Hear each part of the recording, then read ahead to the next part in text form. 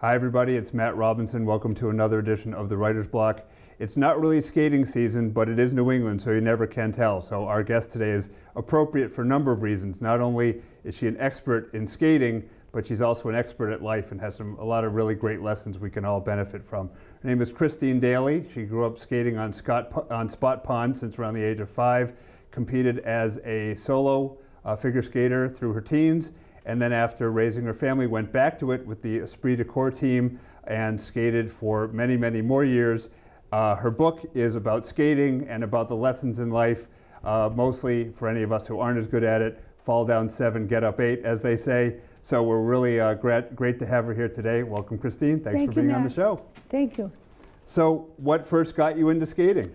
Well, I think my parents just put me in the station wagon back in the 60s. Station wagon, wow. Yeah, we're going way back. Drove to Spot Pond. They wanted to try skating themselves, put skates on my feet, and left me on a rock. Just left me on a rock. And so the only way I learned to skate was I had to get up and do it for myself. And so I think that's lesson number 1. If you fall, get up, push forward, do it again. So that's basically how I learned to skate. I remember that memory. I was 5, and I've loved skating ever since.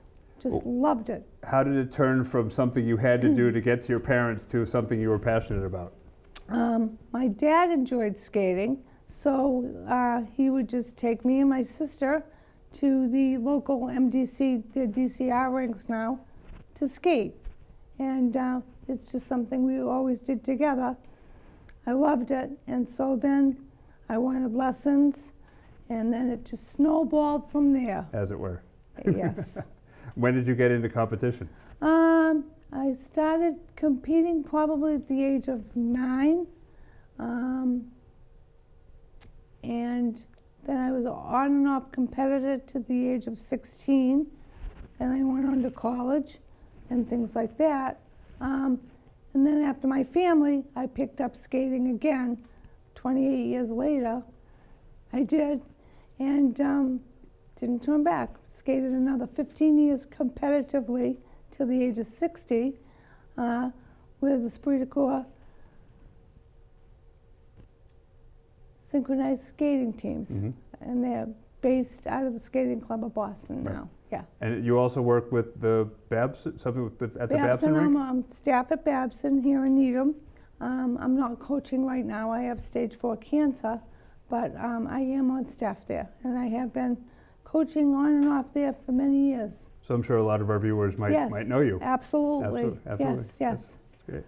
So where did Cranky Chrissy come from, and how did you decide that a book was part of your plan? I was always a cranky little skater. Cranky. Cranky determined. Cranky determined, right. And angry, and all of that stuff as an athlete, right? So they would call me, my nickname on the ice is Chrissy. And you know what, I was just really cranky. So I always wanted to write some children's stories about learning how to skate, and so this is the first book. What was the crankiness about? Like the early hours, or plus, all of it. The hard training? Early hours, hard training.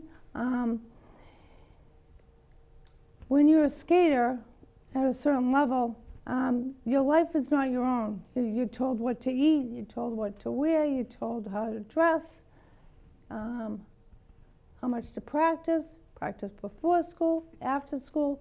So you get pretty cranky when you're told what to do all the time. So I was known as Cranky Chrissy. Okay. So how did you maintain the love for the sport despite all the challenges? I don't know. I just love to ice skate. There's something about being out on the ice, whether you by yourself or with your friends or your teammates, because I do synchronized figure skating.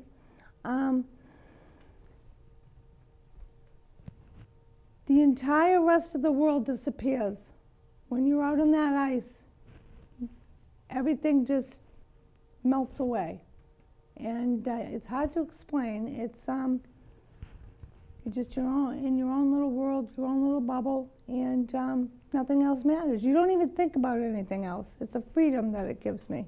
So, What are some of the differences and dynamics between your solo work and the synchronized team? I think that synchronized figure skating is the largest growing aspect of skating worldwide right now. And I think that unless you're very elite, only the 1% make it to the Olympics, make it to the Worlds. What happens to the rest of the really good skaters out there? Well, through synchronized skating, I found that it embraces all of those skaters who are never going to be number one, because only one can be number one. You meet a lot of relationships, a lot of friends, and so therefore that's why I like synchronized figure skating. It started out as precision, and then it evolved into synchronized figure skating, trying to get it to be an Olympic sport. It's very politically involved to try to get that done. Oh, really? Okay. Wow. So it's really a driver for a lot of your life. Yes. Yeah. I think we're going to get there. I think next Olympics, if it doesn't compete as a sport, I think it will at least exhibition and open up a lot of eyes and ears worldwide. What are the demographics of Esprit de Corps in terms of like age and where people come from and Well, their there's level? different. I always skated the Masters division. You have to, the majority of the team has to be 25 years of age or older. And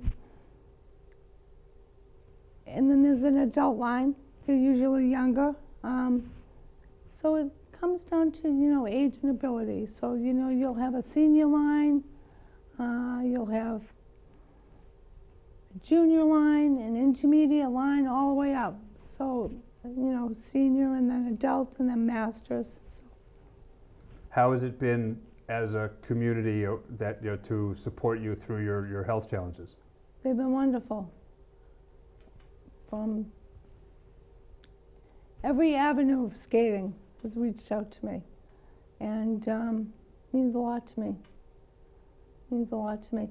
I have to take some of what I've written about, if you fall, get up, put it into my older age now.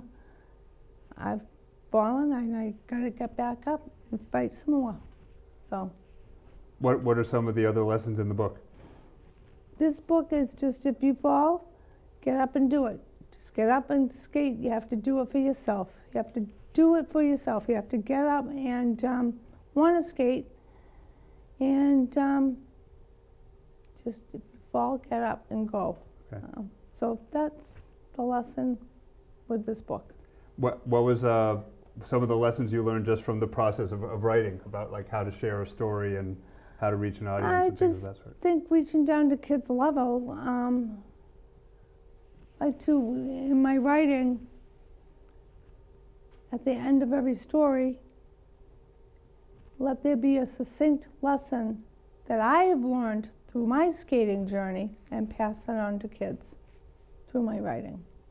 So I think I heard you say that there are plans for other books? There are plans for other books, and we'll see where it goes. What are some of the other lessons you'd like to share? The second one is Cranky Chrissy would like skating lessons. The next book would be Cranky Chrissy wants a skating dress. Cranky Chrissy wants new ice skates. And at the end of every story, there's a little message in it that children can learn. What are some of the lessons, like how to negotiate with your parents? Yeah, some of it. So, well, for example, I think my favorite book that's not been published yet, but maybe we get there. My mother, skating's expensive, and I wanted a big fancy dress, skating dress, and my mother said she could make one for me, so she made it. I was mad at my mother, and I ripped it. And then she called me out on it. I think I was 7. And she said, I made that out of love, and you ripped it. Why? That hurts my feelings. Why would you do that? So at the end of that,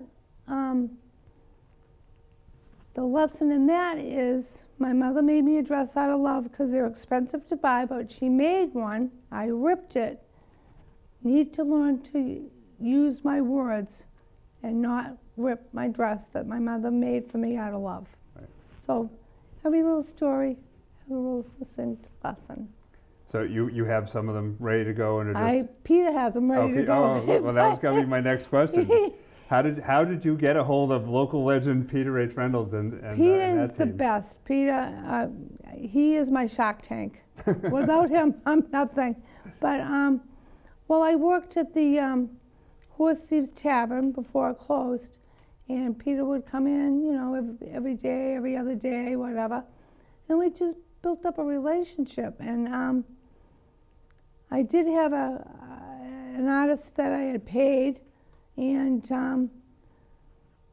she kind of took me for a ride. So Peter just kind of ponied up and said he'd do it for me. So Wow. yeah. That's not, I mean, you the same illustrator as the Pope apparently now, as the late Pope Francis. So yes. quite the company you keep. And he has my other books. He's a very busy man. He's very hard to pin down. Right. Yeah. Right. What are some of the lessons that you learned? You know, I mean, what might you do differently? Like you just said, like you had a challenge with another illustrator. What are some lessons that you could share with our audience about the writing process itself? It takes much longer to get the word out there, or to get your book out there, or it just takes longer than you anticipate to get. I definitely can agree with that. Something as small as Cranky Chrissy done. Takes a long time. Have you been taking it to skating events and sharing it with all your my charges?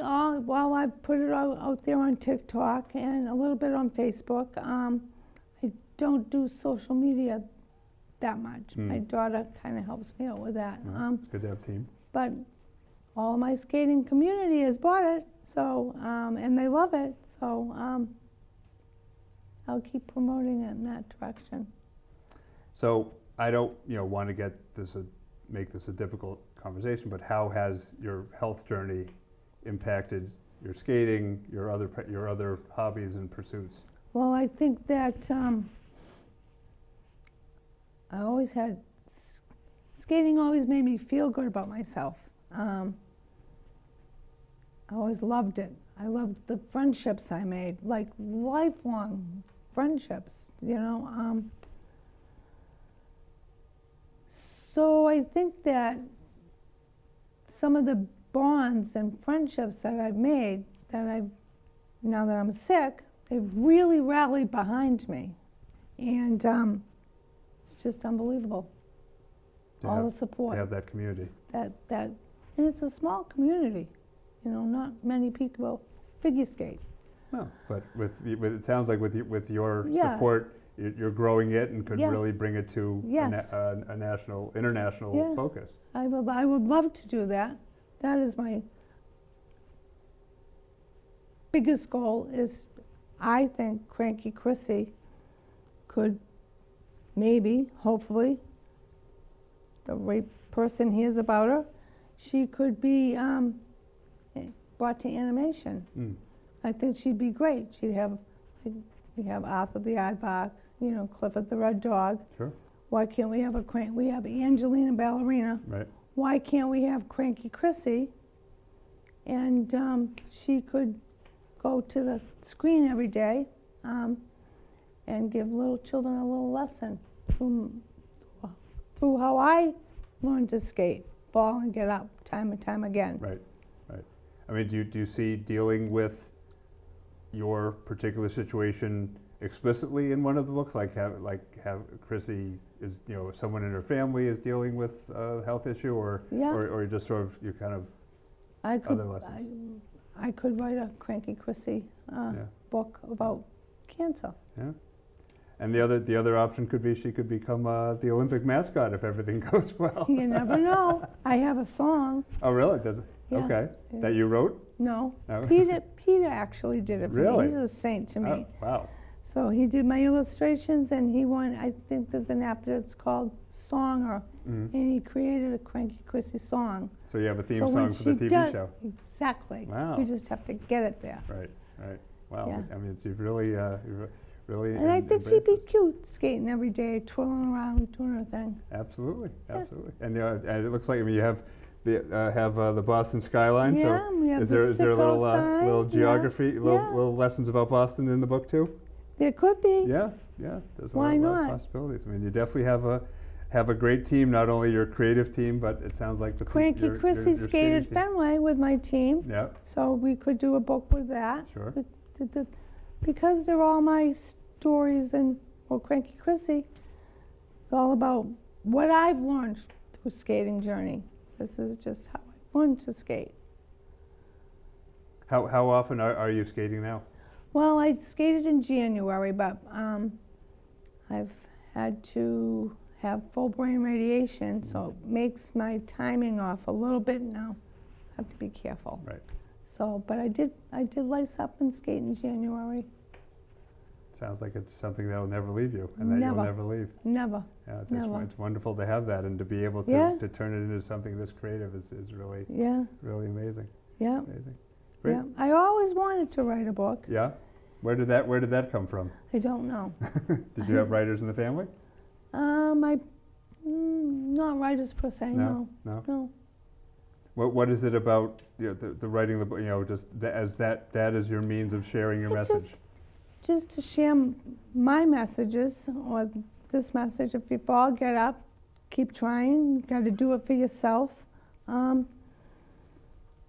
But I always, in the back of my head, wanted to write little stories. So So this there- is book one. there, book one, and, Yeah. and hopefully you'll stay healthy, and there'll be many Hopefully. more. And Yeah. I mean, like I said, you can't find a better team to work with. No.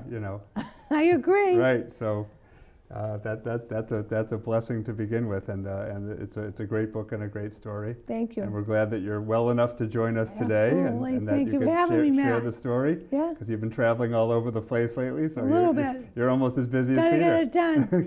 Gotta get it in while you He's can. seeing the Pope, though. That's Yeah, huge. Well, I think he's writing a book yeah, for the Pope. yeah, I think and he did. illustrating Yeah, it. Yeah. yeah, it's amazing. Yeah. So like I said, you're in great company, and we're honored and really pleased to have you here. Thank you, Matt. And of Yeah. course, we're honored to have you folks too, and hope to see you soon on the Writer's Block.